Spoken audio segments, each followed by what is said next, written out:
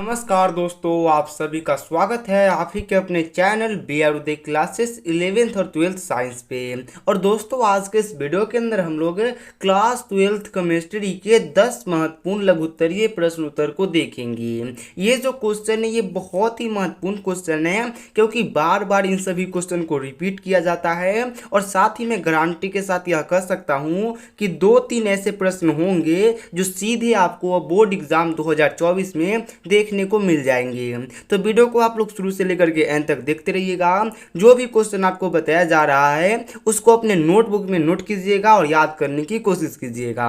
देखिए, पहला क्वेश्चन ये है कि संचायक बैटरी से आप क्या समझते हैं। तो संचायक बैटरी के बारे में आपको बताना है और इसका आंसर देखिए। आंसर ऐसे है कि लंबे समय तक बार बार प्रयोग किए जाने वाले बैटरियां संचायक बैटरी कहलाती है। इनके उपयोग के बाद विपरीत दिशा में विद्युत धारा प्रवाह कर पुनः इनको आवेशित कर इन्हें प्रयोग में लाया जाता है। तो देखिए, अगर कोई ऐसा बैटरी है जिसको आप बार बार यूज करते हो लंबे समय तक, तो उसी बैटरी को हम लोग क्या कहते हैं, संचायक बैटरी कहते हैं। अगर आपने इसका उपयोग एक बार कर लिया है तो क्या कीजिए, इसमें आप लोग फिर से विपरीत दिशा में विद्युत धारा प्रवाह कर दीजिए और जैसे ही आप विद्युत धारा को प्रवाहित करेंगे तो ये फिर से आवेशित हो जाएंगी और आवेशित होने के बाद इसको फिर से प्रयोग में लाया जाता है। तो ये तो समझ में आ गया होगा आपको आसानी से। अब बढ़ते हैं दूसरे क्वेश्चन की ओर। तो दूसरा क्वेश्चन आपसे ये पूछता है कि मोल प्रभाव से आप क्या समझते हैं। तो बताना है आपको यहाँ पे कि मोल प्रभाव क्या होता है,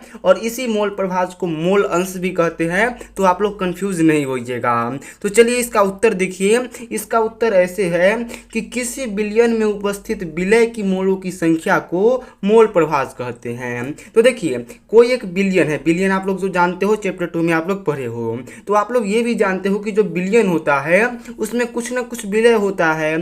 तो वो जो बिलियन में उपस्थित विलय है उसी विलय की जो मोलों की संख्या होती है उसी को हम लोग क्या कहते हैं, तो मोल प्रभाव कहते हैं। और मोल प्रभाव को ही मोल अंश भी कहा जाता है। अब देखिए तीसरे क्वेश्चन को। तो तीसरा क्वेश्चन आपसे ये कहता है कि अभिक्रिया के वेग पर ताप का क्या प्रभाव पड़ता है।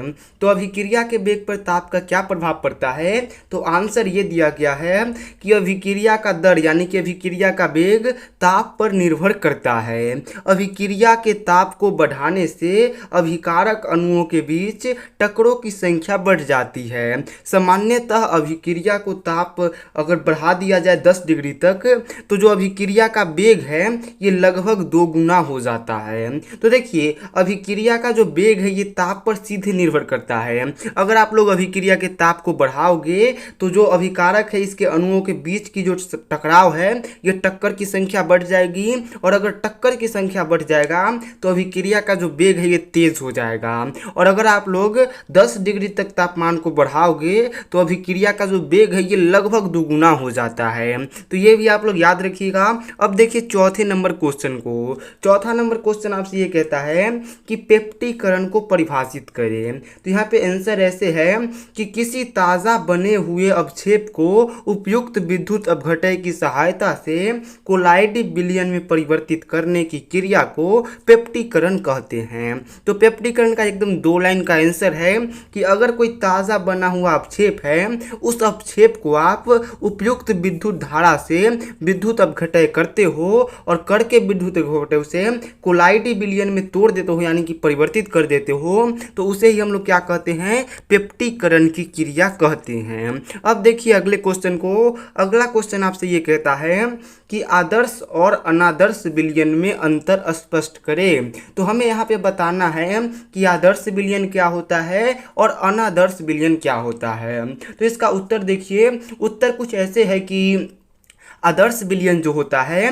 तो ये ऐसा विलयन होता है जो राउल्ट के नियम का पालन करता है, उसे हम लोग क्या कहते हैं, तो आदर्श विलयन कहते हैं। तो आदर्श विलयन क्लियर हो गया कि जो राउल्ट के नियम का पालन करता है उस विलयन को आदर्श विलयन कहते हैं। अब देखिए अनादर्श विलयन। तो वैसा विलयन जो राउल्ट के नियम का पालन नहीं करता है उसे अनादर्श विलयन कहते हैं। तो ये बिल्कुल आसान सा क्वेश्चन है और बार बार ये क्वेश्चन पूछा भी जाता है, तो आप लोग इसे आसानी से याद कर लेना। अगले क्वेश्चन को देखिए, छठा नंबर क्वेश्चन बहुत ही इंपॉर्टेंट क्वेश्चन है। क्वेश्चन आपसे ये कहता है कि मूलरता किसे कहते हैं। तो इसका आंसर देखिए, आंसर कुछ ऐसे है कि प्रति लीटर बिलियन में उपस्थित विलय की मोलों की संख्या को मूलरता कहते हैं। इसका एसआई मात्रक मोल प्रति लीटर होता है। तो देखिए, एक मान लीजिए कि 1 लीटर आपके पास बिलियन है, तो वो जो 1 लीटर बिलियन है उस बिलियन में कुछ ना कुछ विलय की मोलों की संख्या होगी। तो उसी विलय की मोलों की संख्या को क्या कहते हैं, मूलरता कहते हैं। और अगर पूछा जाए कि मूलरता का एसआई मात्रक क्या होता है, तो इसका एसआई मात्रक मोल प्रति लीटर होता है। इंग्लिश में आप लोग इसे ऐसे भी लिख सकते हो, मोल प्रति एलआईटी लीटर। ठीक है, अगले क्वेश्चन को देखिए। अगला क्वेश्चन आपसे ये कहता है कि मोललता किसे कहते हैं। तो मूलरता की तरह मोललता भी इंपॉर्टेंट है।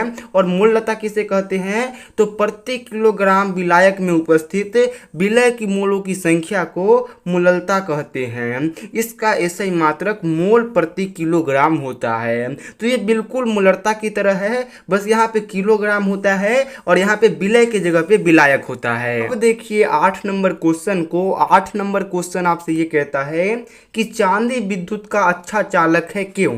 तो इसका आंसर है कि चांदी विद्युत का सबसे अच्छा चालक है क्योंकि इसके इलेक्ट्रॉन अन्य तत्वों की तुलना में चलने के लिए अधिक स्वतंत्र हैं, जिससे यह किसी भी अन्य तत्व की तुलना में विद्युत के संचालन के लिए सबसे अधिक उपयुक्त है। तो देखिए, चांदी का जो इलेक्ट्रॉन होता है ये दूसरे तत्वों की तुलना में एक जगह से दूसरे जगह जाने के लिए बहुत अधिक स्वतंत्र यानी कि फ्री होता है। और यही कारण है कि ये जो चांदी है ये दूसरे तत्वों की अपेक्षा विद्युत के संचालन के लिए सबसे अच्छा माना जाता है और ये विद्युत का सबसे अच्छा चालक होता है, जिसको हम लोग सुचालक कहते हैं। तो अब देखिए 9वें नंबर क्वेश्चन को। 9 नंबर क्वेश्चन आपसे ये कहता है कि क्वथनांक में उन्नयन से क्या समझते हैं। तो इसका आंसर है कि किसी द्रव विलायक में अवाष्पशील विलय को घुलाने पर द्रव विलायक में वाष्प दाब की कमी आ जाती है, जिसके कारण क्वथनांक में वृद्धि हो जाती है।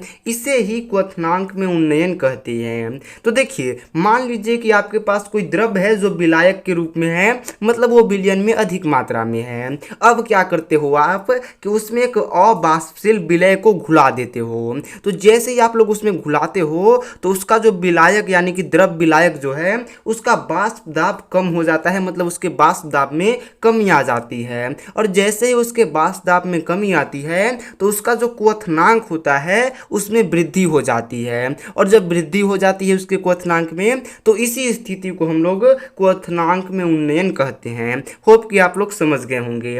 अगला और लास्ट क्वेश्चन आपसे ये कहता है कि भर्जन तथा निष्पादन में अंतर स्पष्ट करें। तो सबसे पहले हम लोग भर्जन को जानते हैं। तो भर्जन वह प्रक्रिया है जिसमें सांद्रित अयस्कों को ऑक्सीजन के उपस्थिति में अवकृत किया जाता है। तो देखिए, भर्जन जो है एक ऐसा प्रक्रिया होता है जिसमें जो अयस्क होते हैं उसको हम लोग क्या करते हैं, तो ऑक्सीजन के उपस्थिति में अवकृत करते हैं। अगला क्वेश्चन और अगला देखिए निष्पादन। तो निष्पादन वह प्रक्रिया है जिसमें सांद्रित अयस्कों को ऑक्सीजन के अनुपस्थिति में अपकृत किया जाता है। तो ये हो गया आपका दोनों।